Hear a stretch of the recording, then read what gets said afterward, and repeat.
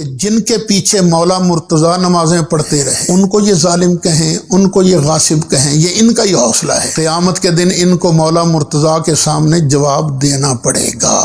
اس میں کہا گیا کہ چونکہ امیر المومنین علیہ السلام 3 خلفاء کے پیچھے نمازیں پڑھا کرتے تھے، چنانچہ اس سے ثابت ہوا کہ وہ تینوں کی خلافت صحیح تھی اور ان دونوں کے آپس کے تعلقات بہت اچھے تھے۔ تو ناظرین محترم، ہم اس پر زیادہ کلام نہیں کریں گے۔ کیا واقعتاً امیر المومنین علیہ السلام نے ان کی امامت میں نمازوں کو پڑھا یا نہیں پڑھا، ہم اس کے بارے میں گفتگو نہیں کریں گے، بلکہ سر دست ہم عبوری انداز سے گفتگو کرتے ہیں کہ چلے مان لیتے ہیں کہ امیر المومنین علیہ السلام نے ان کے پیچھے نمازوں کو پڑھا، لیکن کیا نمازوں کو پیچھے پڑھنا کیا اس بات کی دلیل ہے کہ وہ سب کی سب شخصیات اچھی تھیں؟ تو کہا جائے گا بالکل نہیں۔ یہ ہمارے سامنے عقیدہ تحاویہ ہے، یہ ان عقیدے کی کتابوں میں سے ہے، رسالوں میں سے ہے، جس پر علماء نے کافی شبہات کو لکھا ہے، اور یہ سب سے اوائل عقائد میں سے ہے۔ اس میں لکھتے ہیں کہ وَنَرَى الصَّلَاةَ خَلْفَ كُلِّ بِرٍّ وَفَاجِرٍ مِّنْ أَهْلِ الْقِبْلَةِ، کہ ہم تمام اچھے اور تمام فاجر جو اہل قبلہ میں سے ہیں ان کے پیچھے نماز پڑھنا جائز سمجھتے ہیں۔ جو ظاہراً مسلمان اہل قبلہ میں سے، یعنی اہل قبلہ میں سے خوارج کو بھی اہل قبلہ میں سے سمجھتے ہیں، معتزلہ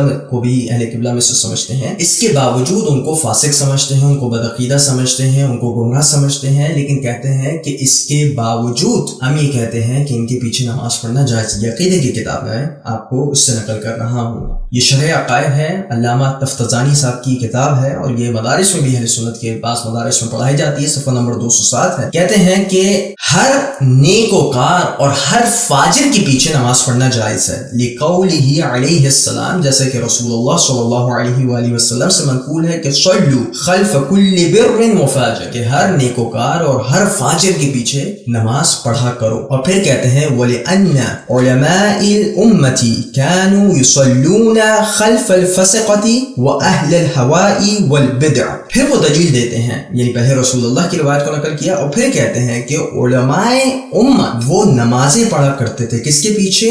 فاسقین کے پیچھے۔ کس کے پیچھے؟ اہل ہوا۔ کس کے پیچھے؟ اہل بدعت، یعنی بدعتیوں کے پیچھے، فاسقوں کے پیچھے نمازیں پڑھا کرتے تھے، من غیر نکیر، بغیر کسی چون و چرا کے۔ چنانچہ آپ دیکھیں کہ خود ان کی عقائد کی کتاب میں، اور خود رسول اللہ سے روایت کو نقل کر رہے ہیں، کیا واقعتاً یہ روایت ثابت ہے یا نہیں ہے، یہ ایک الگ ایک بحث ہے، لیکن چونکہ اس سے استدلال کیا جا رہا ہے، چونکہ اس کو دلیل کے طور پر استعمال کیا جا رہا ہے، اور عقیدے کی کتاب میں طحاوی نے بھی بات یہ نقل کی ہے اس عنوان سے، اور تفتزانی نے بھی بات نقل کی ہے، اور یہ صرف یہ ان 2 عقائد کے متون میں نہیں بلکہ اور بھی دیگر کتابوں میں یہ بات منقول ہے۔ چنانچہ ہم اس نتیجے پر پہنچے ہیں کہ اگر مان بھی لیتے ہیں کہ امیر المومنین نے ان کے پیچھے نمازیں پڑھی ہیں، تو ان کے لیے کوئی فضیلت نہیں، کیونکہ آپ کے مذہب کے مطابق فاجروں کے پیچھے بھی نماز پڑھنا صحیح ہے، فاسقوں کے پیچھے بھی نماز پڑھنا صحیح ہے، بدعتیوں کے پیچھے بھی نماز پڑھنا صحیح ہے، ان حضرات کے پیچھے بھی نماز پڑھنا صحیح ہے جو اپنی خواہشات کے پیروکار ہیں۔ چنانچہ جب واقعتاً آپ لوگوں کا امام بننے کا جو معیار ہے وہ اتنا گرا ہوا ہو، تو کیا کہا جا سکتا ہے؟ مولانا سعید اسد صاحب، خداوند متعال ہمیں